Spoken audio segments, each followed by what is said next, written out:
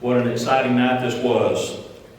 Angels come down and tell the shepherds this wonderful story, and they're so excited, and they run off and find everything just as it had been told to them. And then they tell their story of the angels and the wonderful news, and then run off into the night, praising God and telling this wonderful news everywhere they went. And yet, there came a day, I'm guessing, maybe not, we don't know, that the excitement kind of waned just a little bit. Isn't that how it is? The things in life that we just get so excited about, I'm going to make an A in that class this semester, until it's time to do your homework. And then suddenly, it's not so exciting anymore. And that's easy. In our spiritual life as well. Case in point, many years ago in Europe, there was a monastery. A monastery who was in their community a powerhouse. People came to them for wisdom, for knowledge, to learn. Young men came to join and be a part of this wonderful group of godly men. And then slowly, ever so slowly, usually as the case is, what happens? Their excitement began to dwindle just a little bit. And suddenly they were doing things that they really shouldn't have been doing. And they were treating each other in ways that they shouldn't have been treating each other. And the abbot was so frustrated with them. They were only showing up for the things that he was making them show up for. They were doing nothing extra, and they were going about their day as though they had absolutely no joy in their lives whatsoever. And finally, after much prayer, he remembered from many years earlier a story of a Jewish rabbi, who just over a close mountain lived, who was close to God and gave wonderful, godly words to people who were struggling. And so the abbot takes off on a long journey. And after 3 long days of walking, finds this rabbi. And he begins talking to him. And he talks all through the afternoon, and the rabbi just patiently listens. He talks on into the night. He continues to talk into the early morning. And finally at noon, he wraps up his frustrations with this very patient, godly man who spent the whole night just listening and nodding and smiling at the appropriate times. So patient with him. And he said, "Do you have a word for me?" God has a word for you. And he smiled real big. His problems were over, amen? And this wise man says, the Messiah is in your midst. And he says, you have got to be kidding me. Did you not just hear about how horrible the monks that are serving under me are? They're lazy. They're almost foul-mouthed. You have to make them do the most basic things. They don't even like to bake bread anymore. And yet you say the good news is, and he said, yes, the good news is the Messiah is in your midst. Well, what do I do when I get home? A word from God, my brother. Find his presence and tell everyone. Well, this confused abbot heads back toward the mountain, makes his way back over the mountain, and he comes back to the monastery. Several little brethren come up to him, and they can't wait for this words of wisdom. What did this wise rabbi tell you? What word from God do we have? And he says, with a smile, the Messiah is in our midst. Are you kidding us?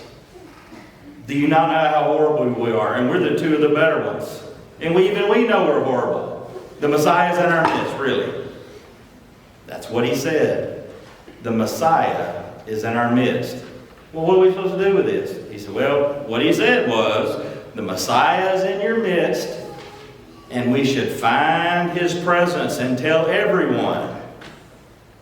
So they kind of turned around and began to look at the men as they went about in the most boring of ways, with absolutely no joy in their lives, doing the wonderful things that God had called them to do. Amen. And they were just so bored, and absolutely nobody wanted to be around anybody. And they looked around, and one of them said, well, what about Brother Reed? Could he possibly be the Messiah? And the others turned, and one of them said, I can, without a shadow of doubt, I can tell you, and I know it's not me, but I really know it's not Brother Reed. All he wants to do is tinker with things and go camping. That's it. He is not the Messiah. But then it kind of piqued their interest, and they looked around some more as the guys were gathering and going about their day. And what about Brother Rick? Could it possibly be Brother Rick? No, all he wants to do is like count things, put them on paper. He is, he's not a bad guy. He's not Messiah material, I would say. No offense. And none was taken by Brother Rick. And so they thought about it and thought about it some more and looked around. Could it be Brother Ken? One of them said, no, the Messiah is not going to be a bald man. And he'll be much slimmer as well. And thus it went. And they began to watch each other. When the sun would come up, they were looking to see who was fixing the bread for the day. And they looked out at their garden. They had this huge, what we would call truck patch that they fed themselves. And suddenly there was less and less grass and a lot more beautiful looking plants and vegetables and such. And then they noticed something else. Their behavior. See, the more they looked around looking for the Messiah, the more they were focused on finding who was the Messiah, they had changed. They were starting to go about their day with a smile on their face. Many of them had recovered their joy, and that was beginning to affect the others who had recovered their joy. And they noticed strangers. They weren't really strangers. It was just the community, their friends, who were once again coming to them for advice. And God had done a powerful thing. He had changed their lives.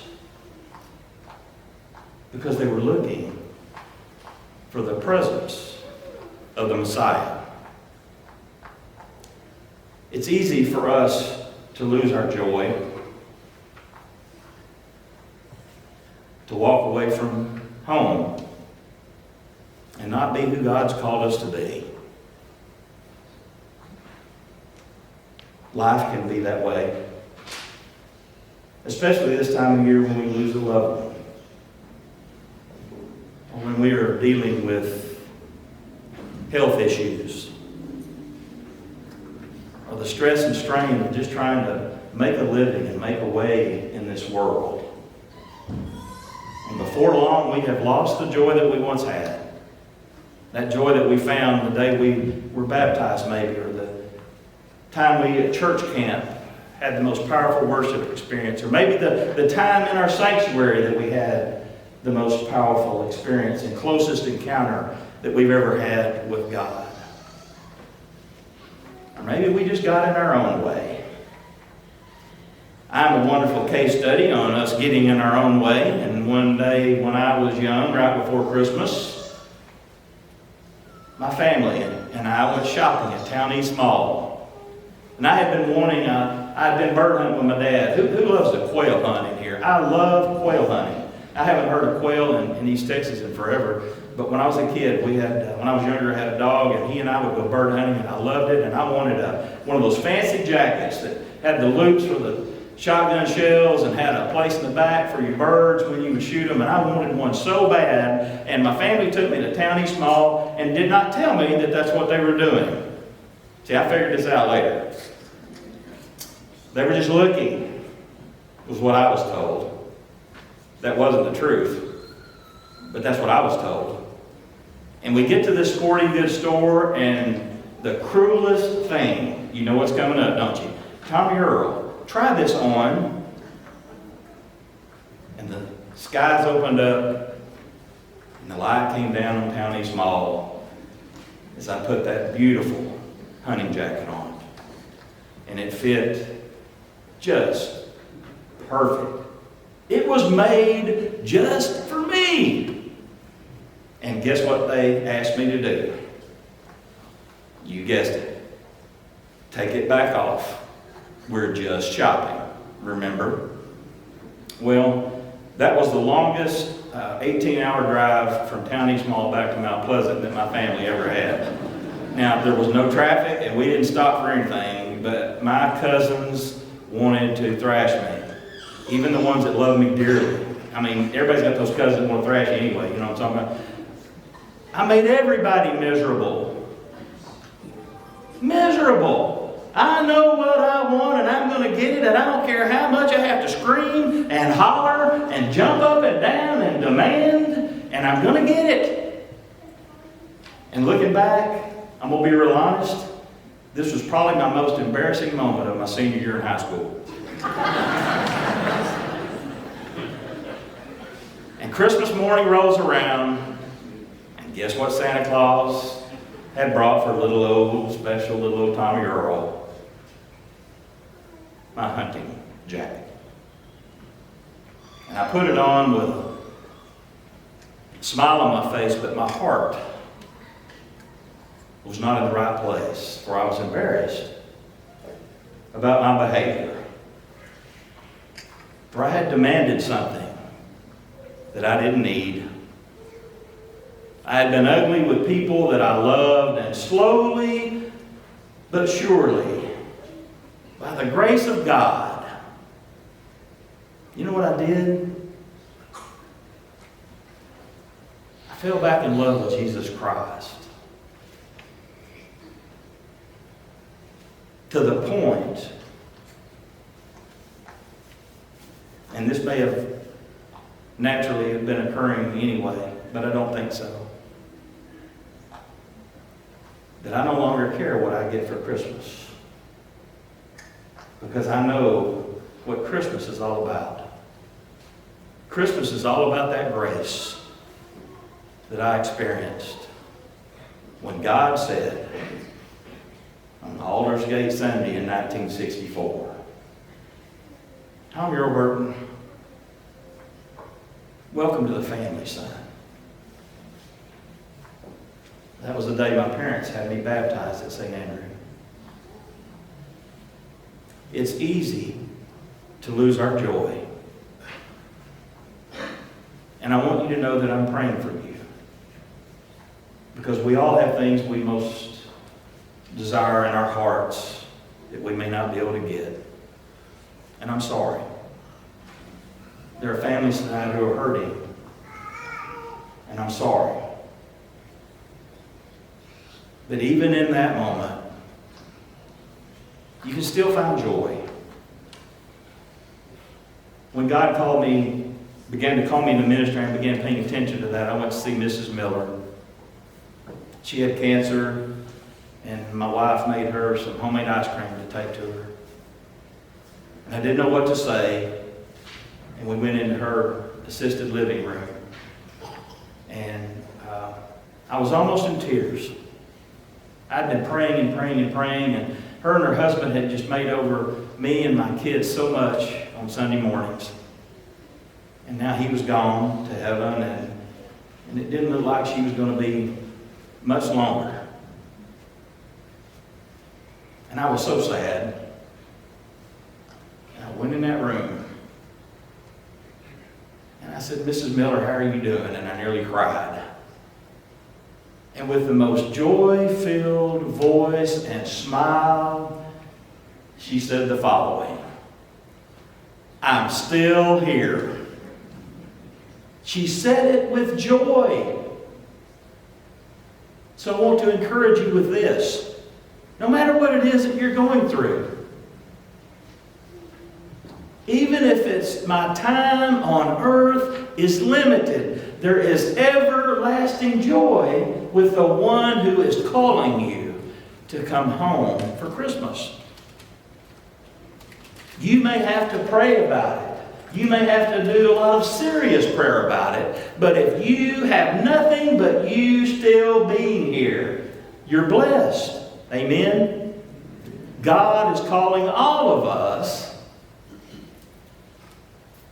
to come home for Christmas. And when we get to that point in our lives, where no matter what's going on, we can still raise our hands and smile and say to God, I'm still here. Let me tell you, that's when God says to us, welcome home.